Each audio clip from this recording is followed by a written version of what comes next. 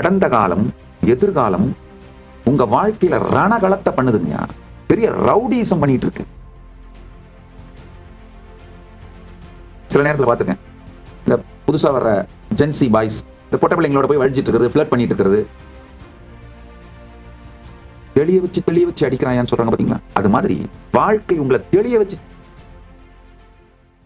நாம எல்லாம் என்ன நினைக்கிறோம், டைமே ஒரு ட்ரெயின் மாதிரி, நாம எல்லாம் ஒரு பேசஞ்சர் மாதிரி உட்காந்துருக்கோம், அப்படியே நம்மளை இழுத்துட்டு போகுதுன்னு நினைக்கிறோம். கிடையாது, நாம தான் ட்ராக்கு, டைம் நம்ம மேல போயிட்டு இருக்கு. அதான் உண்மை. எப்போ இல்ல, நாம ட்ரெயின் ட்ராக்கு, தண்டவாளம், நம்ம மேலதான் காலம் போயிட்டு இருக்கு. நம்ம கான்சியஸ்னஸ் மேலதான் காலம் போயிட்டு இருக்கு. நல்லா புரிச்சுக்கோங்க. டைமை தேடினீங்கன்னா கடந்த காலம் இல்ல, எதிர்காலம் இல்ல, நிகழ்காலமும் இல்ல. ஆனா உங்க இருப்புல இருந்தீங்கன்னா உங்க மேலதான் மூணும் போயிட்டு இருக்கு. உங்க கான்சியஸ்னஸ் தான் கேன்வாஸுங்கயா. டைம்ங்கிறது டிராயிங், பெயிண்டிங்க, அது பாட்டுக்கு ஓடிட்டு இருக்கு. இல்ல சினிமா திரை, உங்க கான்சியஸ்னஸ் தான் சினிமா திரை.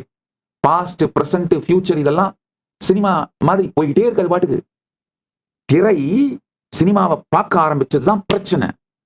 திரை சினிமாவை பார்க்க ஆரம்பிச்ச உடனே திரையில எரியற மாதிரி காட்சி வந்து திரை ஐயோ நடிச்சு, ஐயோ நான் எரியறேனே. நன்றாக புரிந்து கொள்ளுங்கள். நாம் திரை என்பதை தெரிந்து கொண்டீர்களானால் இந்த காலம்ங்கிற சினிமா நம்ம மேல ஓடிட்டு இருக்குன்னு புரிஞ்சுக்கிட்டீங்கன்னா கடந்த காலம் உங்களை பெரும் மன உளைச்சலுக்கு உள்ளாக்காது. நல்லா புரிஞ்சுக்கங்க. We suffer because we agonize over a past that exists only as a thoughts in the present. நாம் பெருந்துக்கம், பெருந்துயரம், டிப்ரெஷன் மாதிரி கொடுமையான துக்கங்கள், மன உளைச்சல், வலி, வேதனை இதெல்லாம் அனுபவிக்கிறதுக்கான ஒரே காரணம் என்ன தெரியுமா? கடந்த காலம் வெறும் நினைவுகளாக, எண்ணங்களாக மட்டும்தான் நம்மளுக்குள்ள இருக்குன்னு புரிஞ்சுக்காம அத நிஜம்னு நினைக்கிறப்பதான் பிரச்சனைங்கயா. கடந்த காலம் வெறுமனே எண்ணங்களாக மட்டும்தான், நினைவுகளாக மட்டும்தான் உங்களுடைய பிரசன்ட்ல இருக்கே தவிர அதுக்கு எந்த எக்ஸிஸ்டென்ஷியல் இருப்பு வேல்யூவும் இல்லைங்கயா. எக்ஸிஸ்டென்ஷியல் வேல்யூவே கடந்த காலத்திற்கு இல்லை. நீங்க அந்த கேசட்டை வேணும்னே திருப்பி போட்டு ரிப்பீட் பண்ணி பார்த்து, ரிப்பீட் மோட்ல போட்டு ஒரு டிப்ரெஷன்ல போய் உட்கார்ந்துட்டு இருக்கிறது அந்த ஒரே பிரச்சனை தானே தவிர கடந்ததற்கு உங்கள் நினைவை தவிர வேறு எங்குமே இடம் இல்லை. கடந்த காலம், இறந்த காலம், பாஸ்ட், ஃபியூச்சர் ரெண்டுமே கன்வீனியன்ட் ஃபிக்ஷன் கான்செப்டுங்கயா. பாஸ்ட், பிரசன்ட், பாஸ்ட், ஃபியூச்சர் ரெண்டு கான்செப்டுமே ஒரு convenient fiction that exist only in the mind. மனத்தில் மட்டுமே இருக்கக்கூடிய ஒரு ஃபிக்ஷன், புனை கதை தான் உங்களுடைய பாஸ்டும் உங்களுடைய ஃபியூச்சரும். உங்க பாஸ்ட லொகேட் பண்ண முயற்சி பண்ணா வெறும் மெமரி, ரெக்கார்ட்ஸ், நீங்க உங்களுக்கே சொல்லிக்கிற, திரும்ப சொல்லிக்கிற கதைகள், அவ்வளவுதான். அதுவும் இப்பதான் சொல்லிக்கிறீங்க, பிரசன்ட்ல தான் சொல்லிக்கிறீங்க. உங்க ஃபியூச்சர்ல லொகேட் பண்ண முயற்சி பண்ணீங்கன்னா உங்க எக்ஸ்பெக்டேஷனு, பிளானு, ஹோப்பு, அதுவும் என்ன பிரசன்ட்ல தான் சொல்லிக்கிறீங்க, நடக்குது. பார்த்திட காலம் இல்லை, இருந்திட உங்கள் மீதுதான் காலம் செல்லுகிறது என்கிற தெளிவு வரும். பார்ப்பவனுக்கு காலம் இல்லை, அந்த டிராமால சிக்கிட்டு சீரழியறவனுக்கு காலம் இல்லை. பார்ப்பவனுக்கு நீங்க தான் அந்த ஸ்கிரீன் புரிஞ்சுக்கிட்டு சாட்சியா பார்க்கிறவனுக்கு பாஸ்ட், பிரசன்ட், ஃபியூச்சர் மூணுமே உங்க மேல போய்கிட்டே இருக்குன்னு தெளிவா தெரியும். காட்டப்படும் படம் நிஜமும் அல்ல, இல்லாமலும் இல்லை. பார்த்தால் அதுல சிக்கிக்கிட்டீங்கன்னா நிஜம் இல்லாத ஒரு காலம் உங்களை சீரழித்து வாழ்க்கையை அழித்து விடும். அதுல சிக்காம தள்ளி நின்று பாத்தீங்கன்னா நிஜமான காலம் அது பாட்டுக்கு வரும், இருக்கும், போகும். அப்ப என்ன ஆகும்னா உங்க வாழ்க்கைய, நிஜமான காலத்தை அருமையான ஆனந்தமான வாழ்க்கையாக மாற்றிக்கொள்ளுகின்ற கான்சியஸ் ஸ்ட்ரென்த் உங்களுக்கு வரும். இதுக்கு அடுத்த ஒரு நிலை இருக்கு.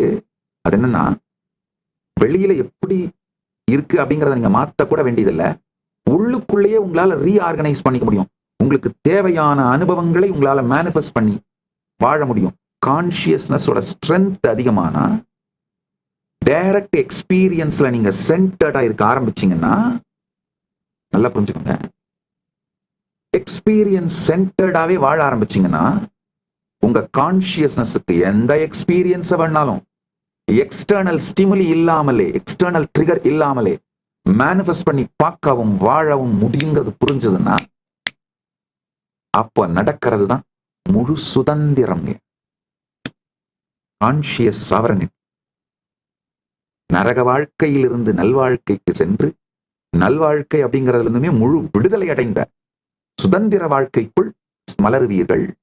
தொடர்ந்து இந்த காலம் உங்களுக்குள் ஏற்படுத்துகிற உணர்ச்சி கொந்தளிப்புகள், கடந்த காலம் ஏற்படுத்துகிற உணர்ச்சி கொந்தளிப்பு, எதிர்காலம் ஏற்படுத்துற உணர்ச்சி கொந்தளிப்பு, இதுல சிக்கனீங்கன்னா காலம் அப்படி நிஜமா தெரியும்.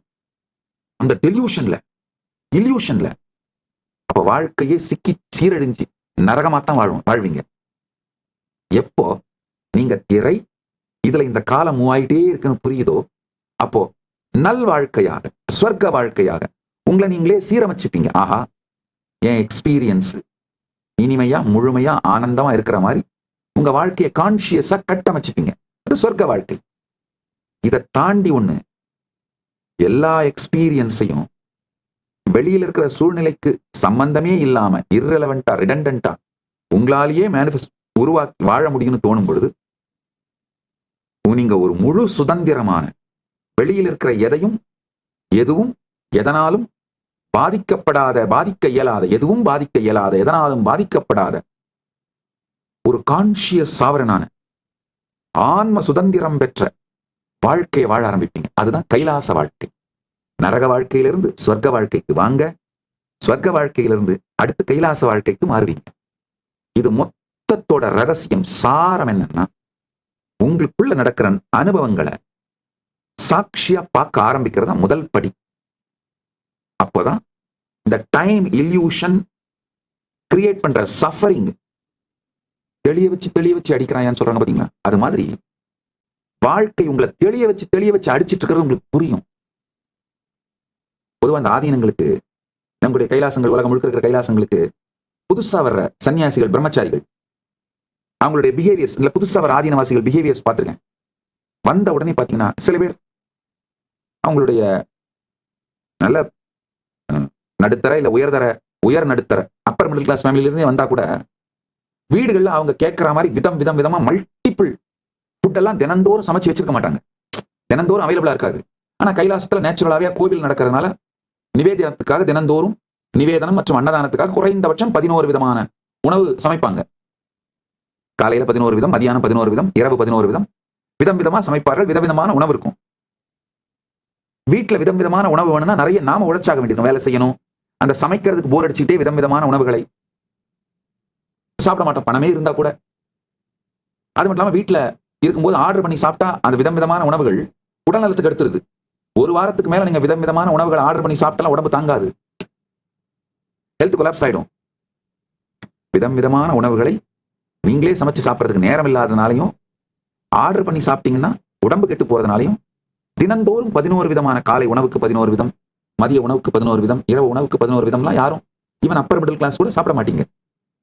இந்த ஆதீனத்துல அந்த மாதிரி இல்லாம எல்லாம் 11 விதம் 3 வேளையும் கிடைக்கும். அதை பார்த்த உடனே உடம்பு முதல்ல என்ன பண்ணுவாங்கன்னா, கண்டபடி சாப்பிட ஆரம்பிச்சிருவாங்க. அளவுக்கு மீறி சாப்பிட ஆரம்பிச்சிருவாங்க. நான் எப்போ அவங்கள கண்ட்ரோல்லாம் பண்ண மாட்டேன். விடு ஒன்னே ஒண்ணுதான் சொல்லுவேன், அப்ப சாப்பிடும்போது சாட்சியா இருந்து பார்த்துக்கிட்டே சாப்பிடு.